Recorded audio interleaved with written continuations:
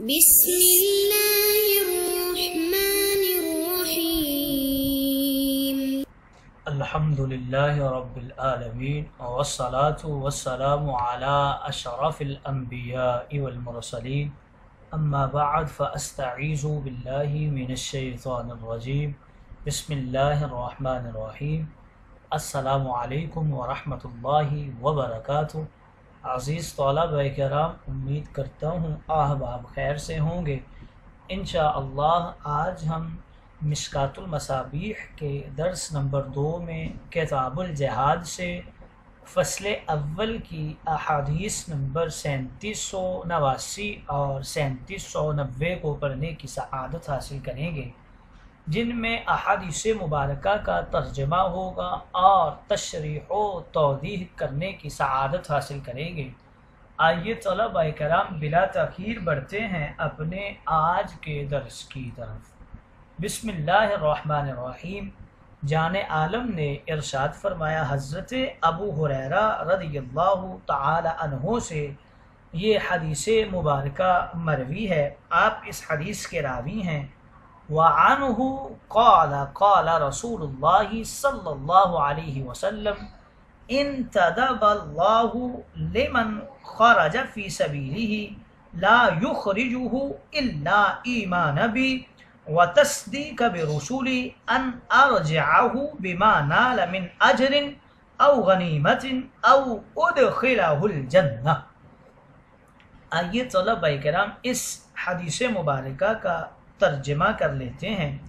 حضرت ابو ہریرہ رضی اللہ تعالی عنہ آپ فرماتے ہیں، رسول کریم نے ارشاد فرمایا، حدیث قدسی ہے، اللہ رب العزت ارشاد فرماتے ہیں کہ جو شخص اللہ کی راہ میں جہاد کے لیے نکلا، اللہ تعالیٰ اس کا ضامن ہو گیا. اس کو جہاد کے لیے مجھ پر اس کے ایمان اور میرے رسولوں کی تصدیق کے علاوہ اور کسی نے نہیں نکالا. یعنی اس کا جہاد میں جانا دکھاوے سنانے یا ریاکاری یا دنیا کی کسی طلب اور خواہش کے پیش نظر نہیں، بلکہ وہ محض میری رضا اور خوشنودی طلب کرنے کے لیے نکلا ہے. تو میں اس کو یا تو بغیر غنیمت کے محض آخرت کے اجر و ثواب کے ساتھ یا مال غنیمت کے ساتھ واپس کروں گا، اور یا اگر شہید ہو گیا تو میں اس کو بغیر حساب و عذاب کے سب سے پہلے جنت میں جانے والوں کے ساتھ جنت میں داخل کر دوں گا.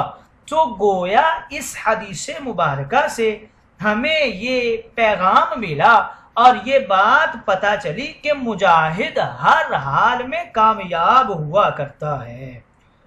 آئیے طلبہ کرام اس حدیث مبارکہ کی تشریح و توضیح کر لیتے ہیں. انتدب کے حوالے سے ذکر کر رہے ہیں کہ اس لفظ کا آسان سا ترجمہ اگر کیا جائے تو تکفلا اور تضمنا ہے، جو کفالت و ضمانت کے معنی میں ہے. من اجر او غنیمت یعنی یا صرف ثواب لے کر آئے گا، یعنی مال غنیمت نہیں ہوگا، یا پھر صرف مال غنیمت لے کر آئے گا. اس طرز بیان سے بظاہر معلوم ہوتا ہے کہ اگر غنیمت حاصل ہو گئی تو پھر اجر نہیں ملے گا، حالانکہ معاملہ تو ایسا نہیں ہوتا. اس کا جواب یہ ہے کہ یہاں او کا لفظ یہ مانعات الخلوف کے طور پر ہے کہ دو چیزوں سے خالی ہو کر مجاہد واپس نہیں آئے گا، یا ثواب ہوگا یا مال غنیمت ہوگا. ہاں اگر دونوں چیزیں جمع ہو جائیں تو پھر بھی کوئی مضحکہ نہیں ہے.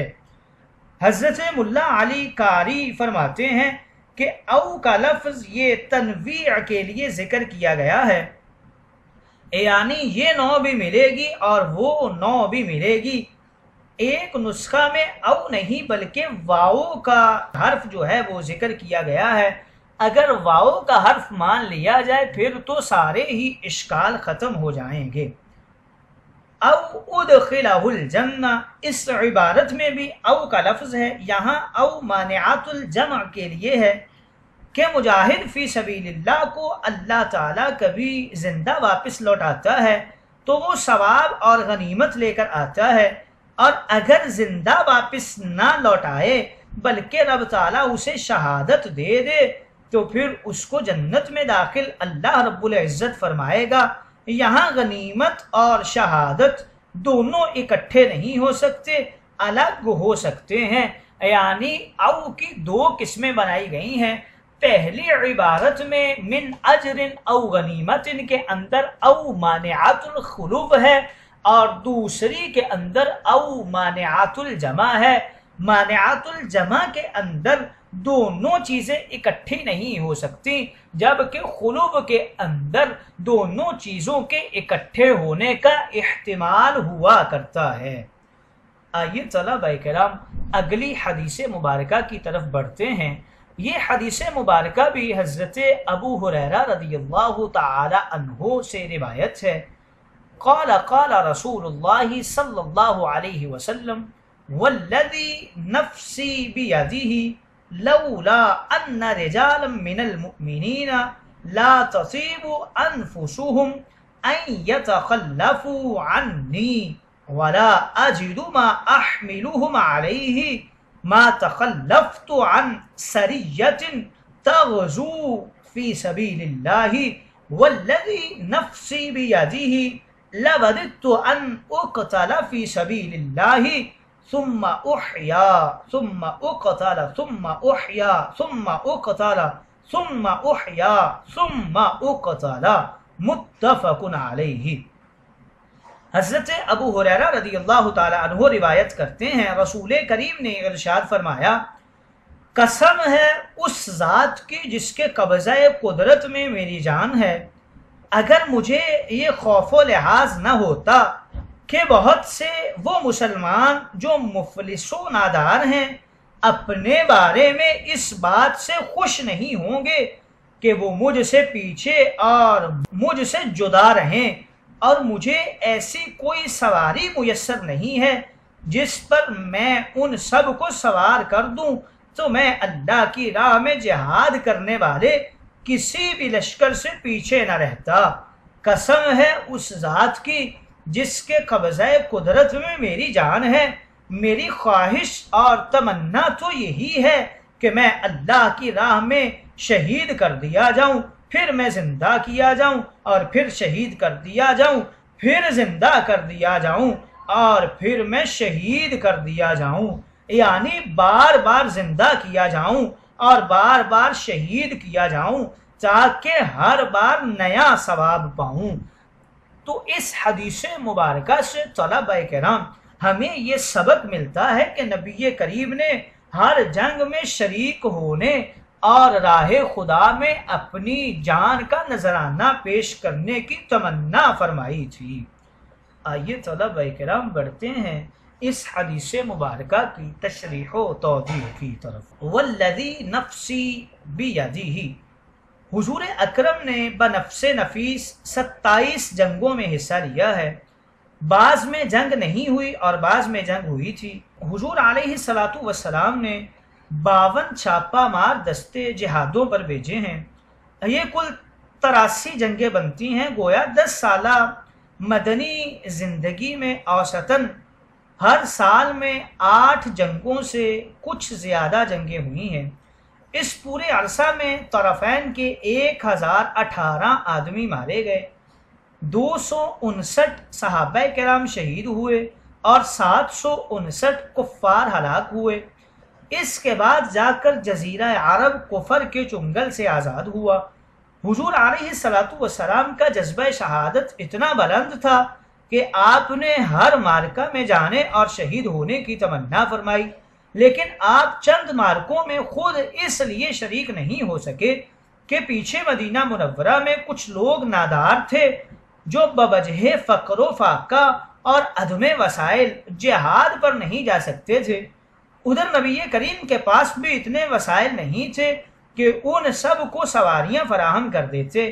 اگر نبی کریم ان کو مدینہ میں چھوڑ کر خود جہاد پر چلے جاتے تو ان بیچاروں کو 2 غم لاحق ہو جاتے، ایک تو جہاد پر نہ جانے کا غم اور دوسرا جانے جانا کی جدائی کا غم۔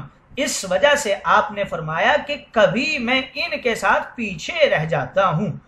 حضور اکرم صلی اللہ علیہ وسلم نے شہادت کے بعد پھر زندہ ہونے کی تمنا اس لیے فرمائی کہ اس سے مزید شہادت کا موقع ملتا ہے، اور شہادت جہاد کرنے پر موقوف ہے، تو در حقیقت یہاں جہاد کرنے کی تمنا ہے، کیونکہ جہاد اشاعت اسلام اور تبلیغ دین کا ذریعہ ہے، اور حضور اکرم صلی اللہ علیہ وسلم کی بعثت کا مقصد غلبہ دین اور اشاعت اسلام ہی ہے۔ اس لیے آپ نے بار بار شہادت اور جہاد کی تمنا فرمائی ہے، تاکہ عالم فساد سے خالی ہو جائے اور دین اسلام پورے عالم پر غالب آ جائے۔ علامہ ابن حمام فتح القدیر میں جہاد کی تعریف اس طرح فرماتے ہیں: الجہاد اخلاء العالم عن الفساد وهو دعوتهم الى الدین الحق وقتالهم ان لم يقبلوا، یعنی دنیا کو فساد سے خالی کرنے اور کفار کو دین اسلام کی دعوت دینے اور قبول نہ کرنے کی صورت میں ان سے لڑنے کا نام جہاد ہے۔ اس حدیث مبارکہ سے دو مسئلے معلوم ہوئے ہیں۔ راہ خدا میں شہادت بڑی اعلیٰ عبادت ہے، کیونکہ حضور انور بار بار شہادت پانے کی تمنا فرماتے رہے، اور دوسرا یہ کہ ناممکن نیکی کی تمنا بھی ثواب ہے۔ رب تعالیٰ نے خبر دے رکھی تھی کہ کوئی کافر حضور کو کبھی شہید نہیں کر سکے گا، واللہ یعصمک من الناس، یہ بھی خبر دی تھی کہ بعد موت کوئی دنیا میں واپس نہیں آئے گا، انہم لا یرجعون۔ ان خبروں سے معلوم ہو چکا تھا کہ حضور کی شہادت میدان جہاد میں تو ناممکن ہے، اور بار بار دنیا میں شہید ہونا اور دنیا میں آنا یہ بھی محال ہے، مگر حضور اس کی تمنا اور آرزو کیوں کرتے رہے؟ اس لیے کہ یہ تمنا ثواب ہے۔ امید صرف ممکن کی ہو سکتی ہے، مگر آرزو اور تمنا ہر ممکن اور ناممکن چیز کی جا سکتی ہے، اور یہی درس ہمیں جانے جانا سیدنا رسول اللہ صلی اللہ علیہ وسلم نے اپنے قول و فعل سے دیا ہے کہ رب تعالیٰ کے راستے میں جہاد کرنا اور جہاد کے اندر شہادت کو طلب کرنا یہ سنت مصطفیٰ ہے۔